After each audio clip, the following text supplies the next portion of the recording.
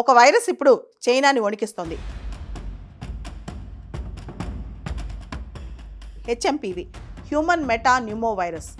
చైనాని వణికిస్తున్న ఈ వైరస్ ఇప్పుడు భారతదేశంలోకి పాకేసింది. బెంగళూరులో 8 months ఓల్డ్ బేబీ చిన్న పాపకి ఈ వైరస్ వచ్చినట్లు నిర్ధారణ అయిపోతోంది. దీనికి సంబంధించి కర్ణాటక ప్రభుత్వం కూడా సెంట్రల్ గవర్నమెంట్కి ఉత్తరం రాసిందంట. ముఖ్యంగా సెంట్రల్ గవర్నమెంట్ కొత్త గైడ్లైన్స్ కోసం, దాంతోపాటు ICMR Indian council for medical research guidelines కోసం కర్ణాటక ప్రభుత్వం ఉత్తరం రాసిందంట. దీనికి సంబంధించి ఈ వైరస్ అంటే హెచ్ఎంపీవీ దేశవ్యాప్తంగా అనేక రాష్ట్రాల్లో వస్తే ఏం చేయాలి అనే దాని మీద మార్గదర్శకాల కోసం ఇప్పుడు ప్రతి రాష్ట్రం ఎదురు చూస్తుంది. హెల్త్ అనేది స్టేట్ సబ్జెక్ట్ కాబట్టి ప్రతి రాష్ట్ర ప్రభుత్వం కూడా దీని మీద ప్రిపేర్నెస్గా ఉండాలని చెప్పి యోచిస్తున్నట్లు సమాచారం.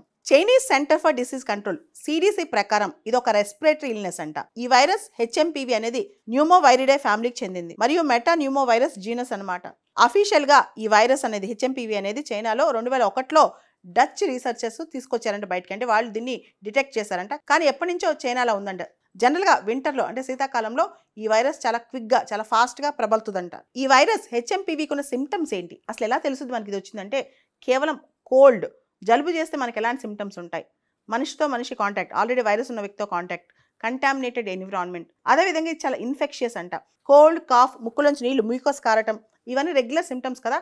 ఇవే సిమ్టమ్స్ హెచ్ఎంపీవీ కూడా ఉంటాయంట. ఈ virus HMPV incubation period 3 to 5 days, అంటే బాడీలోకి వచ్చిన తర్వాత సిమ్టమ్స్ బయటికి కనిపించడానికి.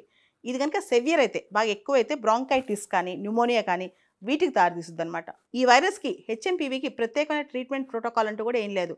దీని సిమ్టమ్స్ బేస్ చేసుకుని ట్రీట్ చేస్తారు. ముఖ్యంగా ఏరోజాల్స్ వల్ల కూడా ఇది సోకుతూ ఉంటుంది అనమాట. అంటే గాల్లో తుమ్మినా, దగ్గిన, ఇన్ఫెక్షన్ వచ్చిన వాళ్ళ దగ్గర నుంచి మనకు సోకుతూ ఉంటుంది అనమాట. దీనికి ప్రికాషన్ చాలా ఇంపార్టెంట్. అంటే మనం మాస్క్లు వేసుకోవటం, ఎప్పుడు చేతులు కడుక్కోవటం, తర్వాత కోల్డ్ కాఫ్ వచ్చినప్పుడు చాలామంది దూరంగా ఉండటం, వచ్చిన వాళ్ళతో దూరంగా ఉండటం, ఇలాంటి ప్రికాషన్స్ తీసుకుంటే మంచిది. ఎక్కువగా జనాలు ఎక్కువ ఉన్న ప్లేస్లోకి వెళ్ళిపోయి కాంటాక్ట్ ఈజీగా అవ్వటము, తర్వాత దేన్నైనా టచ్ చేసినా ఎవరైనా టచ్ చేసినా శానిటైజర్స్ వాడటం, ఇవన్నీ కామన్. మనం కోల్డ్కి వాడే ప్రికాషన్స్ అని దీనికి వాడాలి. ఎక్కువగా ఈ వైరస్ హెచ్ఎంపీవీకి వల్నరబుల్ ఎవరు అంటే, ఎవరికి ఎక్కువ సోకుద్ది అంటే చిన్న పిల్లలు లేదా వృద్ధులు, తర్వాత ఇమ్యూనిటీ తక్కువ ఉన్నాళ్ళు, అంటే వ్యాధి నిరోధక శక్తి తక్కువ ఉన్నాళ్ళు, వీళ్ళకి ఫాస్ట్గా ఈ వైరస్ సోకుద్దంట.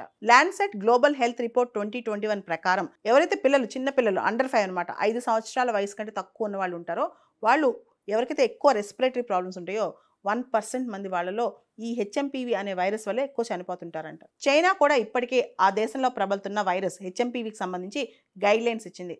మాస్క్లు వేసుకోమని, శానిటైజర్స్ వేసుకోమని, హ్యాండ్కి గ్లౌజెస్ వేసుకోమని, తర్వాత క్రౌడెడ్ ఉన్న ప్లేసెస్లో వెళ్ళొద్దని, ఇలా చాలా ఇచ్చిందనమాట. రీసెంట్గా ఒక వార్త మనకు తెలిసింది. వరల్డ్ హెల్త్ ఆర్గనైజేషన్ వాళ్ళు COVID-19 ఆరిజిన్స్ గురించి తెలుసుకోవాలి, చైనాని అడుగుతున్నారనమాట. ఎలా వచ్చింది, ఎప్పుడు వచ్చింది, ఎందుకు వచ్చింది, మీ దగ్గర ఉన్న డేటా ఇవ్వండి అని. కానీ చైనా చెప్పడానికి రెడీగా లేదు. కానీ అంతర్జాతీయంగా అది ఒక నైతిక బాధ్యత. ఇలాంటి రోగాలు, జబ్బులు ప్రబలుతున్నప్పుడు, వైరస్లు వస్తున్నప్పుడు వాటి గురించి ఆరిజిన్స్ తెలిస్తే రీసెర్చ్ చాలా ఈజీ అవుతుంది అనమాట.